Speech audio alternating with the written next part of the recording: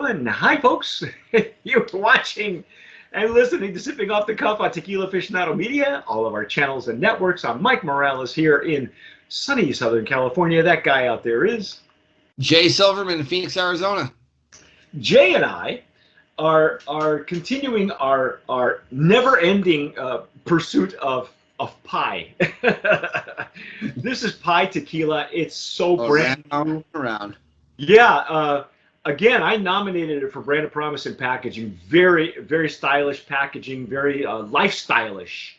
Um, you can see that there's a number. I don't know if you can catch that on my camera, but there's a series of numbers that rotate endlessly, and that's pi. 3.14 on and on and on and on, right?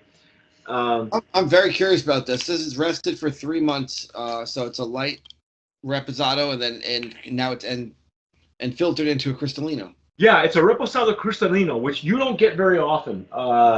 There's maybe one or two that I have had already that say Reposado Cristalino.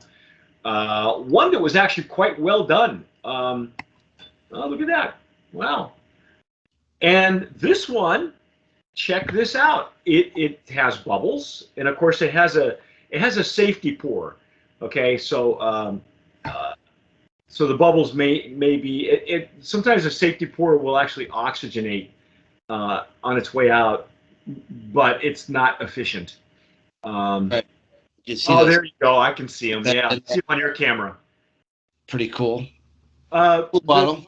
The website is very romanticized about that pi is like the soul. The soul is never ending, and so is the number pi. So and then the description goes on from there, but very stylish. I like this. I like this bottle. I like this look. I like this black matte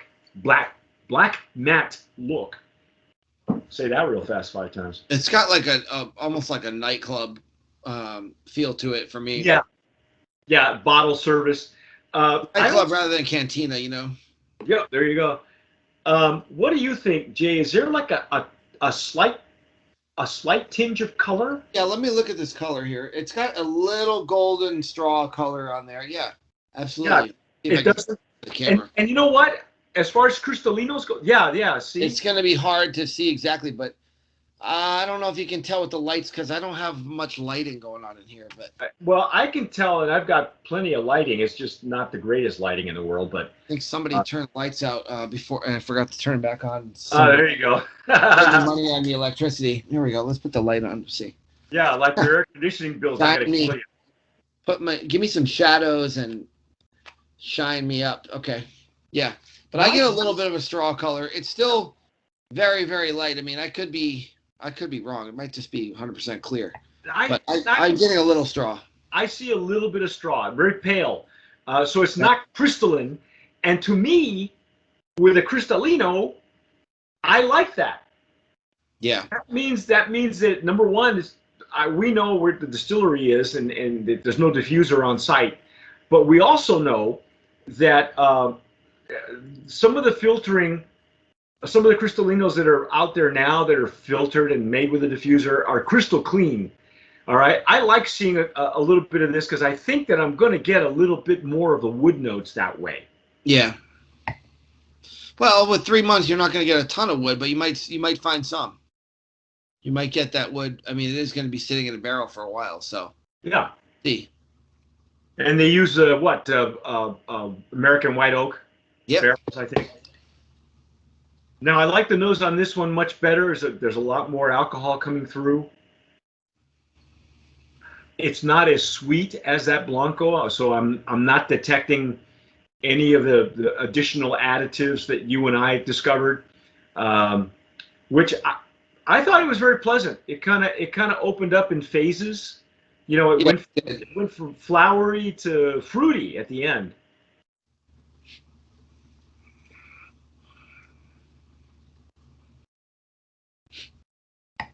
Let's see what we got. I am getting a little bit of wood, but not a lot. Just a hint.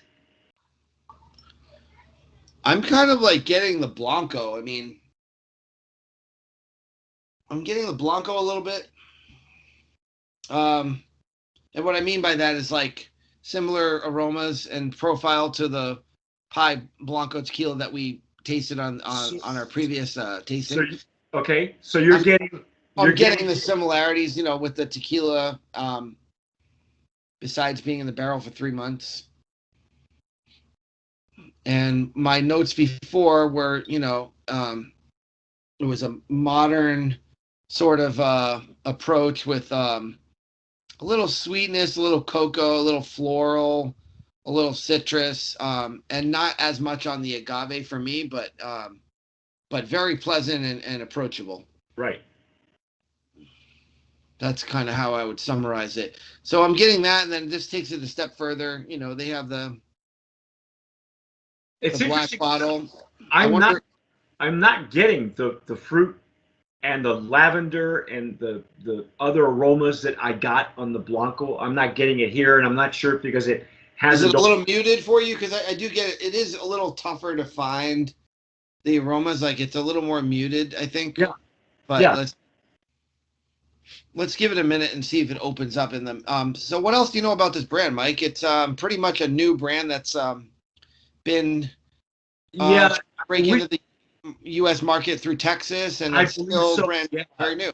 They have a ready importer apparently, but I found it on Instagram, and primarily I thought it was a Mexico only. And there was when I saw the air bill, when it finally made it to my porch, it was like a ton of paperwork from Mexico and then from Texas over.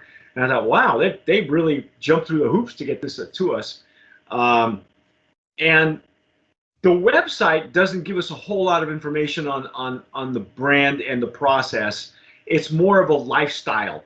I was wondering why they called it Pi. I mean, why, they don't go into that very often in the Instagram, but on the website it says the soul may not be destroyed. The soul goes on forever.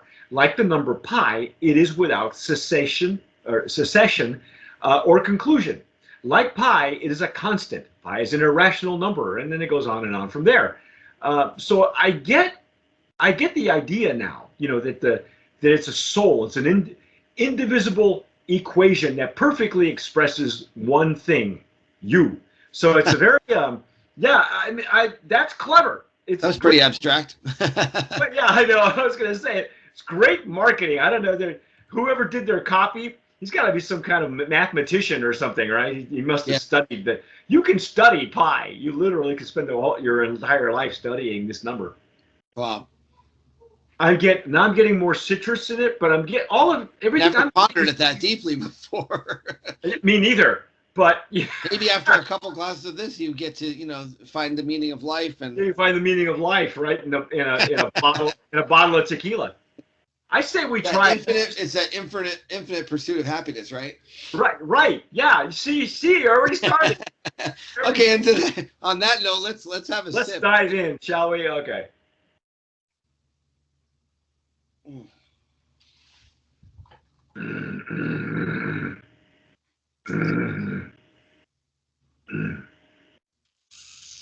Oh wow. You know what? This is okay. Oh yeah, it's very nice. It's actually got a little bit more peppery spice on the palate. It's got a slight bitterness on the sides of my tongue. It's not bad, not a bad thing. I'm getting a big comparison to the Blanco in that it's like it's really similar. It's like it hasn't gone too far down the road from the Blanco, so it's got another depth note, but it's still very similar to the Blanco, which is pleasant, approachable. I do still get that cocoa, still get a little bit of that lime zest and honey, but it's very drinkable. Definitely like a little modern approach, and it's good. It's enjoyable. Yeah, I like that they didn't strip all the color from the Cristalino. That they left a little bit of the color, because the color probably, the wood notes are in this. It reminds me. I can see on your screen. I can see the light straw color actually. Yeah, and your it's T-shirt. yeah, well, yeah, right against my T-shirt, probably, yeah. I'm wearing white for a change. I never did. Appropriate. The thing was, the first Cristalino that ever made it on the market was Maestro Dobel. Yep, I was gonna Years mention. ago, before it came with a really heavy bottle, and that was back when Cuervo was making everything, without a diffuser, and when you poured it, it looked like this, and it had even more wood notes. And I think they call it at that point, in those days there was no Cristalino division or category. They called it Diamante or Diamond. And at the time, I think that was Juan Domingo Beckman, his idea, and they laughed at him. Oh, it's And been a big trend. Oh wow. Yeah, now He really got the ball rolling. I mean, there's everybody, quite a few Cristalinos out there. yeah, it's still But yeah, not. that's right. It was Diamante at first. The category was almost 2010. It was like Diamante only. Yeah, we had to call it technically we called it a reposado because there was no diamante, it was diamante reposado. That's how the full name of it.